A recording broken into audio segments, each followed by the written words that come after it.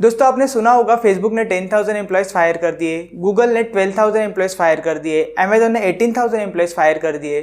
तो ये जो हायरिंग और फायरिंग की जो न्यूज़ आती है ये हमें बड़ी बड़ी आईटी कंपनी से ही क्यों आती है। जैसे देखो दोस्तों, रिसेशन जब होता है तो सारे सेक्टर में होता है, बट सबसे पहले न्यूज़ हमें कहाँ से आती है? बड़ी बड़ी आईटी कंपनी से। तो ये क्यों आती है, इसी के रिगार्डिंग, या फिर जो एम्प्लॉयज को ये फायर करते हैं तो क्यों करते हैं, इसी के रिगार्डिंग आज की वीडियो के अंदर दोस्तों हम बात करने वाले हैं। तो अगर आप भी आईटी सेक्टर के अंदर काम करते हो या फिर आपके रिलेटिव्स में कोई आईटी सेक्टर के अंदर काम करता है तो इस वीडियो को एंड तक जरूर देखें। तो चलिए दोस्तों, बिना देर किए आज की वीडियो को स्टार्ट करते हैं। तो यहाँ पे दोस्तों बात की जाए, ये जो बड़ी बड़ी आईटी कंपनीज है एम्प्लॉयज को फायर करने से पहले बड़ी मात्रा में हायर भी करते हैं। अब ये हायर क्यों करते हैं, सबसे पहले हम वो समझ लेते हैं। एक बार अगर आपको इसका रीजन पता चल गया तो ये आईटी कंपनीज एम्प्लॉयज को फायर क्यों करती वो भी आपको समझ में आ जाएगा। तो इसका सबसे पहला और मेन इंपॉर्टेंट रीजन है डाइवर्सिफिकेशन। अब दोस्तों ये एग्जैक्टली होता क्या है, इसको एक हम एग्जांपल के थ्रू समझ लेते हैं। जैसे फॉर एग्जांपल गूगल एक कंपनी है, प्रोडक्ट बेस्ड कंपनी है, तो इसके बहुत सारे प्रोडक्ट है। जैसे आप जो वीडियो अभी देख रहे हो यूट्यूब, ये भी अभी गूगल ही हैंडल कर रही है। इसके बाद गूगल शीट हो गया, गूगल जीमेल हो गया, मतलब बहुत सारे पर्टिकुलर प्रोजेक्ट हो। तो फॉर एग्जाम्पल गूगल एक सेल्फ ड्राइविंग कार के प्रोजेक्ट के ऊपर काम कर रही है या फिर उसने स्टार्ट किया। तो गूगल क्या करेगी, यहाँ पे उनको जरूरत होगी सपोज फॉर एग्जांपल 10,000 एम्प्लॉयज की, बट वो यहाँ पे 10,000 एम्प्लॉयज नहीं लेंगे, 13 या 14,000 या फिर 15,000 एम्प्लॉयज लेंगे। अब आप बोलोगे उनको जरूरत तो सिर्फ 10,000 एम्प्लॉयज की, तो इन्होंने 15,000 एम्प्लॉयज क्यों हायर किए?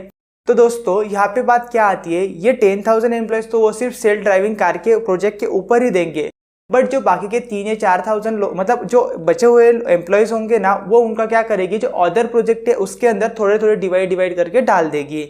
ये हो गया दोस्तों फर्स्ट रीजन, ये इतनी बड़ी मात्रा में हायर करती है। अब होता क्या है दोस्तों, इन्होंने ये पर्टिकुलर एम्प्लॉय बहुत सारे मात्रा में हायर कर लिया, फिर प्रोजेक्ट पे डाल दिए। अब सपोज फॉर एग्जांपल ये प्रोजेक्ट 4 या 5 साल चलेगा, बट उनको बाद में समझ में आ गया कि हाँ भाई ये प्रोजेक्ट नहीं चल रहा है, या फिर उनको कोई बजट वगैरह हिल गया। हालांकि बजट तो नहीं हिलता, बट फॉर एग्जाम्पल हिल गया। मैं एग्जाम्पल के लिए गूगल ले रहा हूँ, बट बाकी कंपनीज का तो हिलता है ना, तो इसी वजह से हमने गूगल का एग्जांपल लिया। अब क्या होगा, गूगल क्या करेगी, वो जो प्रोजेक्ट है या तो उसको स्टॉप कर देगी या तो उसका मतलब कंपलसरी बंद कर देगी, या फिर कुछ पर्टिकुलर दिनों के लिए वो स्टॉप करेगी। बट इसमें होता क्या है, जो 10,000 एम्प्लॉयज है ऑब्वियसली वो जो प्रोजेक्ट पे काम कर रहे थे वो तो बंद हो गया, तो ये क्या करेंगे, बेंच पे बिठा देंगे, या फिर ये मतलब उनके हाथ से प्रोजेक्ट चला गया तो एम्प्लॉयज को फुकट में तो कोई सैलरी देगा नहीं ना। तो गूगल क्या करेगी, इन पर्टिकुलर 10,000 एम्प्लॉयज को फायर कर देगी।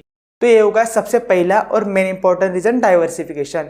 इसी की वजह से एम्प्लॉयज को ये हायर भी करती है और फायर भी करती है। सेकेंड और मेन इंपॉर्टेंट रीजन जो होता है दोस्तों, बेंच स्ट्रेंथ। अब आप बोलोगे कि बेंच स्ट्रेंथ हमने बहुत बार सुना है कि टीसीएस के 50,000 एम्प्लॉयज बेंच पे है, इन्फोसिस के 12,000 एम्प्लॉयज बेंच पे है। तो ये अगर इनको काम देना ही नहीं है तो ये बेंच पे क्यों रखते हैं? तो दोस्तों यहाँ पे बात आ जाती है, प्रोडक्ट बेस्ड कंपनी में मैक्सिमम लोग बेंच पे नहीं बैठते क्योंकि उनका खुद का प्रोजेक्ट होता है। बट दोस्तों बात यहाँ पे आती है सर्विस बेस्ड कंपनीज की।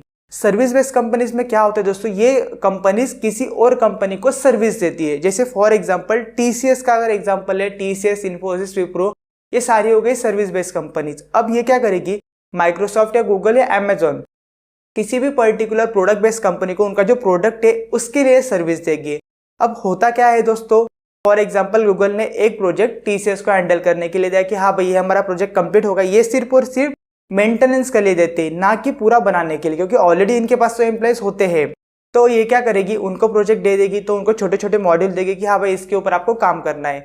बट जैसे मैंने अभी आपको बताया कि फॉर एग्जाम्पल उनका प्रोजेक्ट मतलब कैंसिल हो गया, फिर बजट हिल गया, तो अब ये क्या करेगी, सबसे पहले जिन सर्विस बेस्ड कंपनीज को उन्होंने प्रोडक्ट दिए है या फिर हैंडल करने के लिए दिया है, सबसे पहले उनसे वो स्टॉप कर लेगी।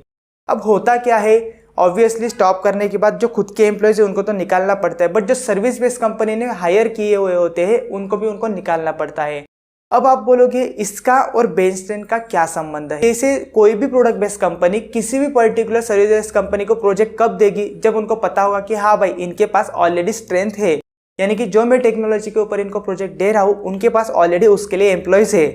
तो इसीलिए सर्विस बेस्ड कंपनीज क्या करती है दोस्तों, उनको जरूरत नहीं होती है फिर भी जरूरत से ज्यादा हायरिंग कर लेती है, इस कंडीशन, इस सोच के अंदर कि कोई सर्विस प्रोडक्ट बेस्ड कंपनी हमें प्रोडक्ट देगी तो उसको हम बता सकते हैं कि हाँ भाई हमारे पास ऑलरेडी बंदे हैं।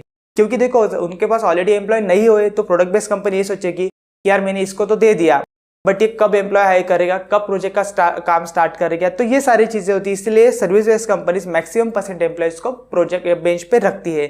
तो इस वजह से भी दोस्तों क्या होता है, ये सेकंड रीजन हो गया एम्प्लॉयज को फायर करने का। अब बात करते हैं थर्ड रीजन के ऊपर। तो थर्ड रीजन एकदम सिंपल है दोस्तों, कोई किसी भी पर्सन को समझ में आ जाएगा, ये होता है प्रॉफिट एंड लॉस का। अब आप बोलोगे प्रॉफिट और लॉस के अंदर एम्प्लॉयज को फायर करने का क्या इश्यू आया। अब क्या होता है दोस्तों, कोई भी सर्विस बेस्ड कंपनी मानो या प्रोडक्ट बेस्ड कंपनीज, एम्प्लॉयज को जैसे मैंने बताया हायरिंग के वक्त ज्यादा हायर करती है। अब हायरिंग करने से क्या होता है, कुछ दिनों बाद जो प्रोजेक्ट कम हो गया, मतलब जैसे प्रोजेक्ट स्टॉप हो गया या फिर उनका जो प्रॉफिट है किसी वजह से कम होते जा रहा है, तो ये क्या करेगी, अगर प्रॉफिट अगर कम हो रहा है तो ऑब्वियसली शेयर की प्राइस, मतलब शेयर के ऊपर इफेक्ट पड़ेगा और शेयर की प्राइस कम होगी।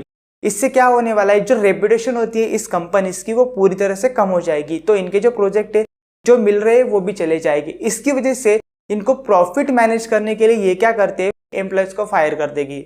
तो ये होता है थर्ड रीजन। और लास्ट और इंपॉर्टेंट रीजन ये सारे लोगों को पता है, जो कि है रिसेशन। अब दोस्तों आप बोलोगे कि रिसेशन होता है तो सारे सेक्टर के अंदर होता है, जैसे बैंकिंग सेक्टर के अंदर भी होगा, आईटी के अंदर भी होगा, इलेक्ट्रॉनिक के अंदर भी होगा, और जो भी सारे सेक्टर है उनके अंदर भी होगा। बट हमें मैक्सिमम एम्प्लॉयज को फायर करने की न्यूज आईटी सेक्टर के अंदर से ही क्यों आती है, उसका भी मैं दोस्तों आपको एक रीजन बता देता हूँ। इसको भी हम थोड़ा एक एग्जाम्पल के थ्रू समझ लेते हैं। फॉर एग्जाम्पल बैंकिंग सेक्टर का अगर हम एग्जाम्पल लें, तो किसी पर्टिकुलर बैंक ने एक पर्टिकुलर लोकेशन पे ब्रांच सेट की है। अब उसने जो ब्रांच सेट की है उसने फॉर एग्जांपल 10 लोगों को हायर किया, उसमें से एक होगा मैनेजर, एक होगा असिस्टेंट मैनेजर, एक होगा क्लर्क, एक होगा कैशियर, फॉर एग्जांपल इस तरह से कुछ 10 लोग हैं। इनका मेन एसेट क्या है, कस्टमर। अगर कस्टमर आएंगे तो ही इनको प्रॉफिट होगा या फिर तो ही इनकी ब्रांच चलने वाली है। बट रिसेशन के वक्त क्या होता है दोस्तों, जो एम्प्लॉयज होते हैं उनको फायर करते हैं आईटी कंपनीज के अंदर, और बैंकिंग सेक्टर के अंदर ऐसा नहीं होता। बैंकिंग सेक्टर के अंदर क्या होता है, जो कस्टमर है वो पेस कम होता है, बट इनको आधे भी कस्टमर हुए हो गए फिर भी इनको मैनेजर तो लगने ही वाला है, असिस्टेंट मैनेजर तो लगने ही वाला है, कैशियर तो लगने ही वाला है, क्लर्क तो लगने ही वाला है।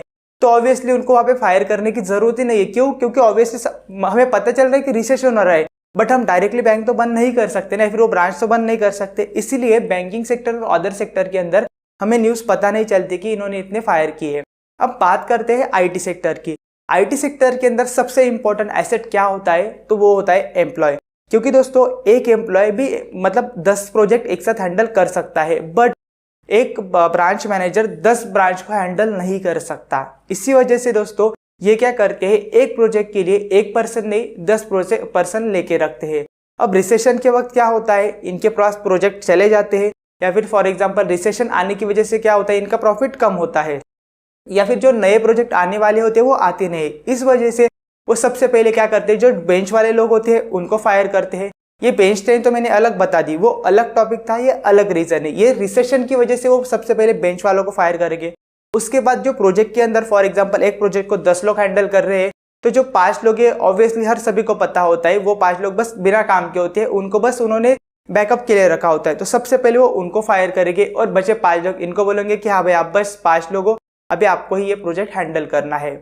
तो इस वजह से ये एक मतलब ये बेसिक एक प्रोजेक्ट की बात कर रहा हूँ, ऐसे मल्टीपल प्रोजेक्ट होते हैं, या फिर मल्टीपल टीम्स होती है, या फिर मल्टीपल डिपार्टमेंट्स होते हैं। तो ये सारा काउंट मिला के आईटी कंपनीज 10,000, 12,000 या मतलब 20,000 इस तरह से एम्प्लॉयज को फायर करती है। ये सबसे मेन और इम्पोर्टेंट रीजन। और एक लास्ट रीजन जो हमारे लिस्ट में तो नहीं था, बट ये भी एक रीजन होता है दोस्तों, जो कि होता है टू किल द कॉम्पिटिशन। अब ये हायरिंग ज्यादा क्यों करते हैं उसका भी मैं आपको एक और रीजन बता देता हूँ। जैसे फॉर एग्जांपल दोस्तों आपने ये भी न्यूज सुनी होगी कि टीसीएस ने 50,000 फ्रेशर्स को हायर किया, अमेजॉन ने 5,000 फ्रेशर्स को हायर किया। अब आपको पता होगा कि इनके पास तो ऑलरेडी एम्प्लॉयज है, तो एक साथ इतने इतने हायर क्यों करते हैं। तो इसका रीजन दोस्तों ये है कि जब भी कोई बड़ी कंपनी आईआईटी, आईआईएम जैसे बड़े बड़े टायर 1 टायर 2 कॉलेज होती है, तो ये क्या सोचती है कि ये जो नया टैलेंट है इसके पास ऑब्वियसली जो पुराने टैलेंट है उनमें से थोड़ा सा मतलब एक्सपीरियंस तो नहीं होगा, बट कुछ ना कुछ थिंकिंग लेवल जो कैपेसिटी होती है वो ज्यादा होती है। तो बड़ी बड़ी कंपनीज क्या सोचती है कि यार सपोज मैं इसको हायर कर लेता हूँ, अगर मैंने नहीं हायर किया तो कोई और बड़ी कंपनी हायर करेगी, और कोई और बड़ी कंपनी नहीं हायर करेगी तो ये खुद का स्टार्टअप स्टार्ट कर लेंगे। क्यों? क्योंकि देखो दोस्तों आईटी सेक्टर के अंदर आपको आईटी कंपनी खड़ी करनी, तो उसके लिए आपको 2 या 3 मतलब जो एम्प्लॉयज होते हैं वो बहुत हो गए। जैसे फॉर एग्जांपल कोई आईआईटी का बंदा है, वो कॉलेज पास आउट हुआ, उसने सोचा कि यार मुझे जॉब नहीं मिल रही, मतलब उसके एक्सपेक्टेशन की जॉब नहीं मिल रही। जैसे फॉर एग्जांपल उसका एक्सपेक्टेशन है 50 लाख, बट उसको कोई कंपनी हायर करी 10-20 लाख, तो वो क्या सोचेगा कि मैं खुद का स्टार्टअप यहाँ पे स्टार्ट कर लेता हूँ। तो वो क्या करेगा, 2 और एम्प्लॉयज के फिर 2 और स्टूडेंट को हायर कर लेगा, तो हो गई बड़ी कंपनी। और उसके लिए इंफ्रास्ट्रक्चर भी नहीं लगता, एक कमरा लिया, उसके अंदर आपने 2-3 लैपटॉप या जो भी कंप्यूटर सिस्टम आपकी सेटअप कर ली, हो गई IT कंपनी। तो इस वजह से क्या होगा, ये मतलब इन फ्यूचर में जो कॉम्पिटिटर होने वाले हैं इन पर्टिकुलर कंपनीज के, बड़ी कंपनीज के, ये यही छोटे छोटे स्टार्टअप होने वाले हैं। तो इसी वजह से ये क्या करती है, सबसे पहले वो हायर करती है फ्रेशर्स को। और फॉर एग्जांपल कोई स्टार्टअप किसी ने डाल ही दिया और उनको लग रहा है कि हाँ भाई अभी बढ़ने वाला है, तो ये क्या करेगी, उन स्टार्टअप कंपनीज के पास जाएंगी और बोलेंगे कि जब वो देखो आपको पैकेज कितना है, वो बोलेगी कि 10 करोड़, तो बोलेगी कि हम आपको 20 करोड़ देते हैं, हमारे पास आ जाओ। तो इस वजह से ये क्या करते हैं, इनको जरूरत नहीं होगी फिर भी वो कंपटीशन किल करने के लिए उसको हायर करेगी। फिर इनकी एम्प्लॉयज की संख्या बढ़ गई। अब ये तो बिन फालतू के एम्प्लॉयज, इनको काम भी नहीं हम दे सकते।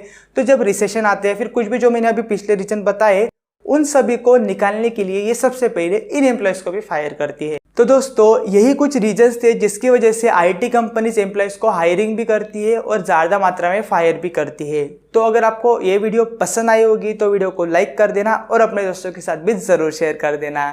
तो मिलते हैं ऐसी एक और नई वीडियो के साथ, तब तक के लिए गुड बाय।